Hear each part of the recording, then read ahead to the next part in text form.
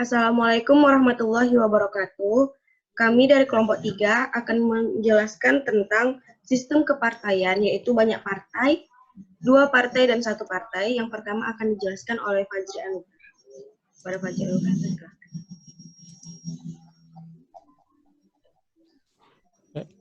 Latar belakang. Dari beberapa hasil studi menyimpulkan bahwa hampir semua negara di dunia ini memiliki partai, tak terkecuali negara-negara yang tergolong sebagai negara berkembang. Partai telah diyakini sebagai komponen penting dalam sistem pemerintahan buat membangun sistem politik yang demokratis. Dengan adanya politik partai, diharapkan semua aspirasi rakyat yang heterogen dapat terakomodasi secara proporsional lewat pemilu. Melalui hasil pemilu, roda pemerintahan dijalankan untuk mencapai negara sejahtera, seperti yang dicita-citakan. Tetapi, dalam banyak kasus, terutama di negara berkembang, keberadaan partai justru telah menimbulkan pemerintah yang tidak efektif, inefisien, bahkan tidak jarang menimbulkan chaos. Lain halnya di negara maju. Sistem kepartaian di negeri ini sudah mapan, terdiri dari dua partai, seperti USA dan Kanada, atau beberapa partai seperti Italia dan Prancis. Di Indonesia, sistem kepartaian mempunyai sejarah yang cukup panjang. Pada era pasca revolusi, sistem kepartaian mengalami masa boom partai. Tetapi, banyaknya partai justru menjadikan instabilitas di semua sektor. Reformasi partai politik dimulai pada masa Orde Baru, dengan melakukan fusi dari multipartai menjadi beberapa partai, dan mengurangi kekuatan partai dengan floating mass dengan dikeluarkannya Undang-Undang Nomor 3 Tahun 1975. Sedangkan pada 1999 terdapat 48 partai politik yang berhak mengikuti pemilihan umum. Pemilu dengan partai politik merupakan dua konsep yang tidak bisa dipisahkan. Pemilu membutuhkan partai politik sebagai kontestan, sedangkan partai politik membutuhkan pemilu sebagai sarana memilih wakil-wakilnya yang akan duduk dalam legislatif dan kabinet. Meskipun partai politik sudah ada sejak sebelum kemerdekaan, tetapi pemilu di Indonesia baru dilaksanakan pada 1955. Pada masa itu, digunakan sistem multipartai dan sistem perwakilan berimbang atau proporsional. Dalam prakteknya, sistem ini justru menimbulkan distorsi dan friksi. Terbukti dari tidak bertahan lamanya kabinet yang dibentuk dan sering konflik. Kondisi ini menjadikan pemerintah pada waktu itu tidak dapat menjalankan fungsinya dengan baik. Setelah dilakukan reformasi dan dilaksanakannya pemilu tahun 1971, fungsi pemerintah berjalan normal. Barometer kesuksesan pelaksanaan pemilu 1971 dipakai acuan untuk pemilu selanjutnya. Selanjutnya akan dijelaskan oleh Ayu Andira. Definisi sistem kepartaian. Sistem multipartai adalah salah satu varian dari beberapa sistem kepartaian yang berkembang di dunia modern saat ini. Andrew Haywood tahun 2002 berpendapat bahwa sistem partai politik adalah sebuah jaringan dari hubungan dan interaksi antara satu partai dengan partai yang lain. Sebuah sistem politik yang berjalan. Untuk mempermudah memahami sistem partai politik, Haywood kemudian memberikan kata kunci untuk membedakan tipe-tipe sistem kepartaian. Kata kunci tersebut adalah jumlah partai politik yang tumbuh atau eksis yang politik. Untuk menentukan tipe sistem politik pertama kali dikenal dan dipopulerkan oleh Duverger pada tahun 1954, di mana Duverger membedakan tipe sistem politik menjadi 3, yaitu sistem partai politik tunggal, sistem 2 partai, dan sistem multipartai. Dari definisi diperkenankan oleh Duverger tersebut, kita dengan mudah menentukan sistem partai politik di sebuah negara. Kalau di negara tersebut hanya terdapat satu partai politik yang tumbuh atau satu partai politik yang dominan dalam kekuasaan, maka dapat dipastikan bahwa sistem tersebut adalah sistem partai tunggal. Namun, jika terdapat 2 partai politik, maka sistem partainya adalah 2 partai. Sebaliknya, jika dalam negara tersebut tumbuh lebih dari dua partai politik, maka dikatakan sebagai sistem multipartai. Meski demikian, pada perkembangan selanjutnya, pendekatan yang hanya berdasarkan jumlah dan interaksi antar partai politik tersebut mendapat kaitannya dengan ketidaksetujuan dari beberapa ahli, misalnya Hardy and Meyer pada tahun 2008 dan Blau pada tahun 2008.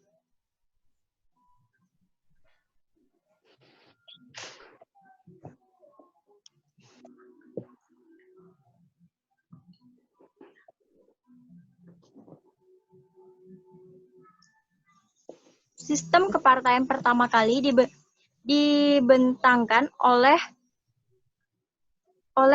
Maurice Defregger dalam bentuknya politik parties.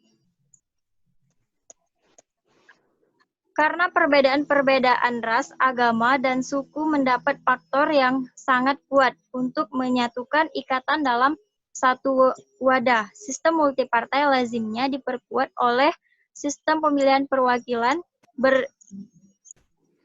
berimbang yang memberikan kesempatan kesempatan luas untuk tumbuhnya partai-partai dan golongan-golongan kecil.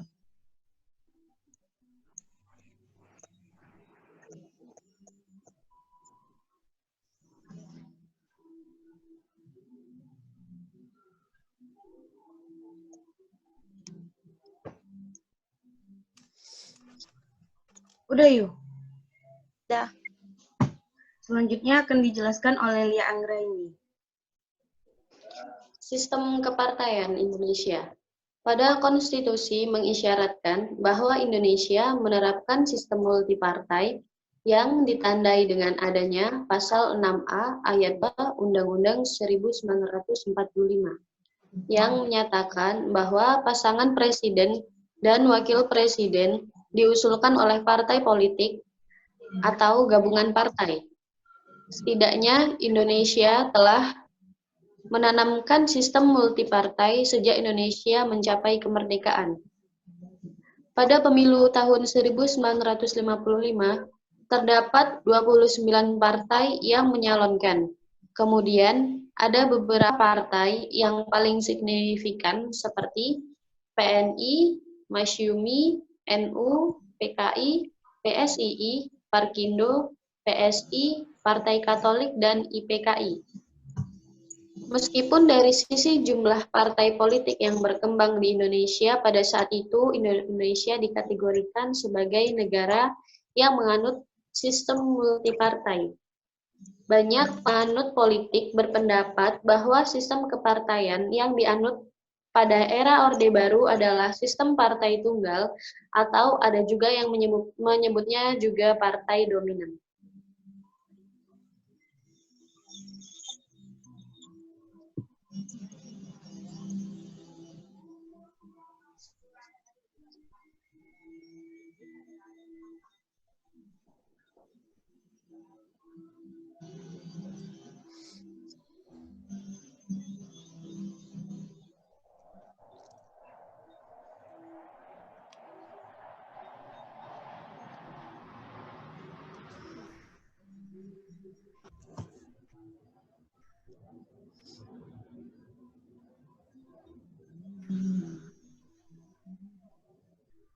Udah Lia?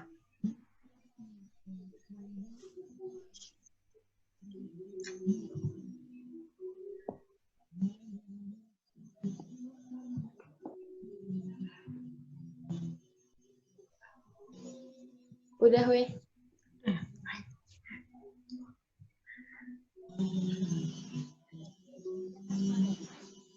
Lanjut lagi, Jri. Mana lagi deh? Lanjut lagi. Apa mau ku lanjutin lagi deh? Ininya. Aku kan Kelebihan dan kelemahan? Materinya. Materi terakhir kan, Dek? Enggak terus. Aku dari yang nomor apa 1. terus segi? Apa? Yang partai tunggal itu. Tunggalnya mana lagi nih? Nah, udah. Nah, selanjutnya, kelebihan dan kelemahan sistem partai. Yang pertama ada sistem partai tunggal. Jadi, lanjut, Jri. Aku dari nomor 1. Enggak. Selanjutnya, sistem partai tunggal. Sistem partai tunggal ini merupakan satu-satunya partai dalam satu negara maupun partai yang mempunyai kedudukan dominan di antara beberapa partai lainnya. Pola partai tunggal terdapat di beberapa negara Afrika, yaitu Ghana di masa Nkrumah, Guinea, Mali, Pantai Gading, Eropa Timur, dan Republik Rakyat Cina. Suasana kepartaian dinamakan non-kompetitif, oleh karena itu, partai-partai yang ada harus menerima pimpinan dari partai yang dominan dan tidak dibenarkan bersaing secara merdeka melawan partai itu.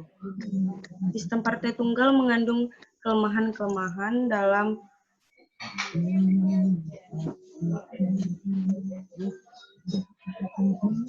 prakteknya, antara lain, sistem partai tunggal tidak pernah akan menjamin adanya perlindungan terhadap HAM, mengingat di dalam sistem ini selalu berbarengan dengan sistem kediktatoran di mana kekuasaan legislatif, eksekutif, dan yudikatif berada pada suatu tangan, sehingga pelaksanaan kekuasaannya itu berlaku sewenang-wenang. Kecenderungan lain adalah sistem partai tunggal ini terkadang membawa bencana bagi kelangsungan demokrasi baik bagi rakyat, bangsa, maupun negara. Hal ini bisa dilihat di negara-negara komunis. Demikian pula halnya sistem partai tunggal yang berdasarkan pada asas fasisme seperti Italia, Mussolini, dan paham nazisme seperti Jerman juga. Yang pertama, tidak tercapainya perwujudan masyarakat yang sejahtera.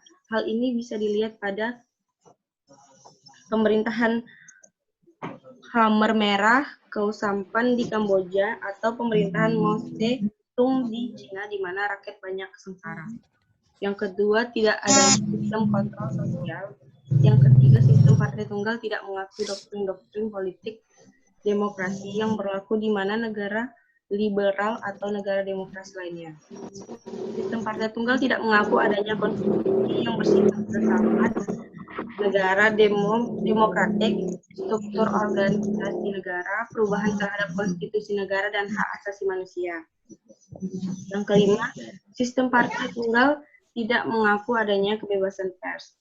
Yang keenam, rakyat tidak mempunyai pilihan lain dalam mengemukakan pendapat dan hak-haknya.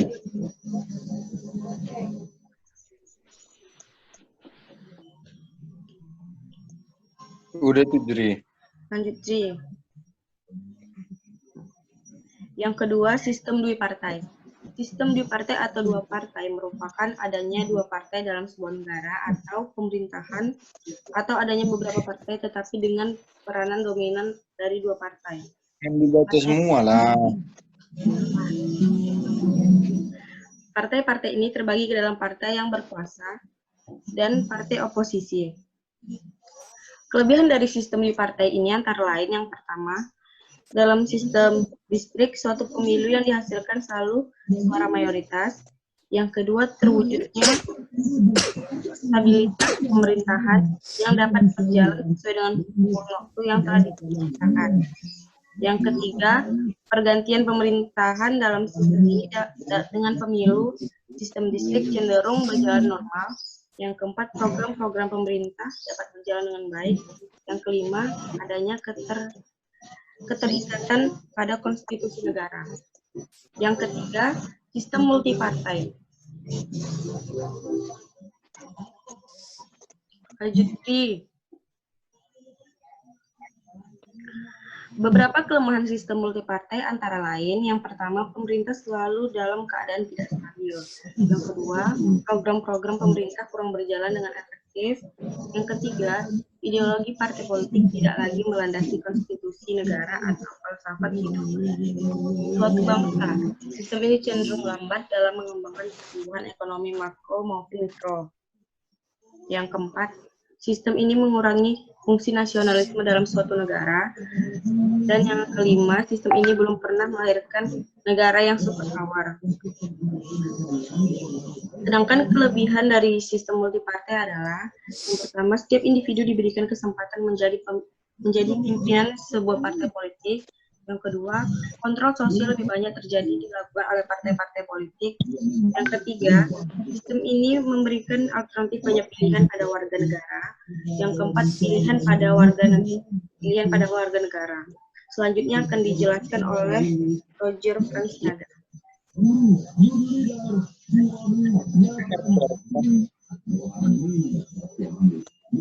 Kau Jar, kira bagian aku pelaksanaan contoh negara. Dengaran suaraku. Dengar. Bagi menjelaskan pelaksanaan dan contoh negara. Yang pertama, kita memiliki sistem presidensial Indonesia. Pertama, itu kepala pemerintah atau presiden kita pilih secara terbuka oleh anggota parlemen. Nah, jadi dengan demikian pemilu legislatif tidak memberikan kekuasaan pemerintah eksekutif secara langsung. Yang ciri yang kedua yaitu presiden dengan jabatan selama 5 tahun akan memberikan pilihan kembali.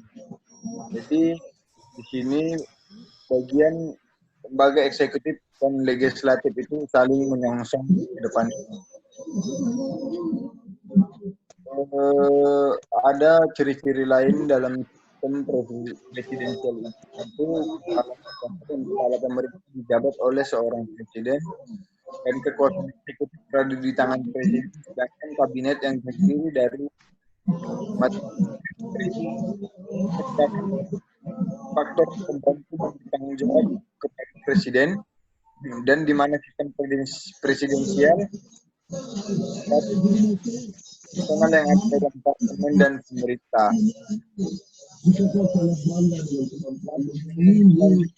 Adalah presiden tidak memiliki kewenangan untuk membubarkan parlemen dan sebaliknya presiden juga tidak memiliki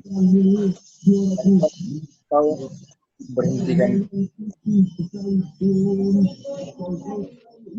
Di beberapa negara yang menganut sistem presidensial, parlemen memiliki hak yang cukup kuat, namun disertai dengan persyaratan yang berat.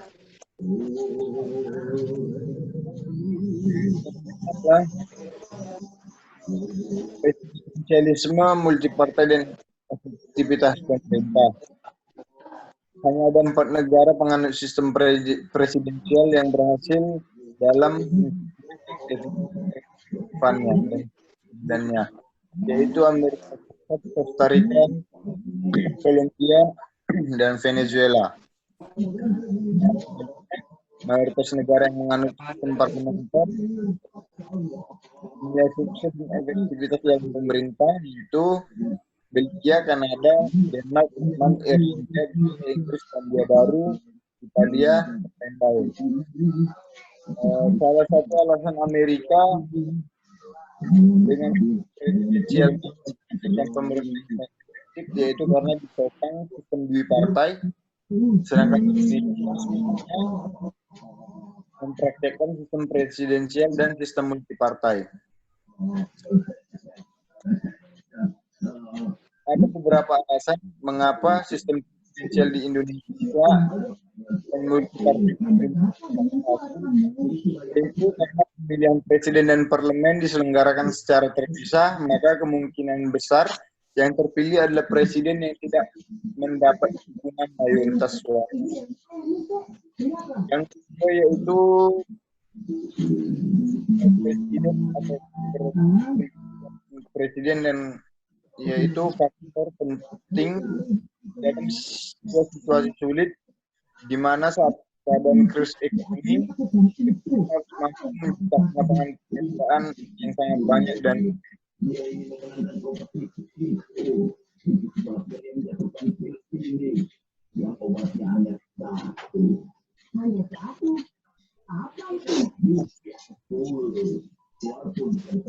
Ayu.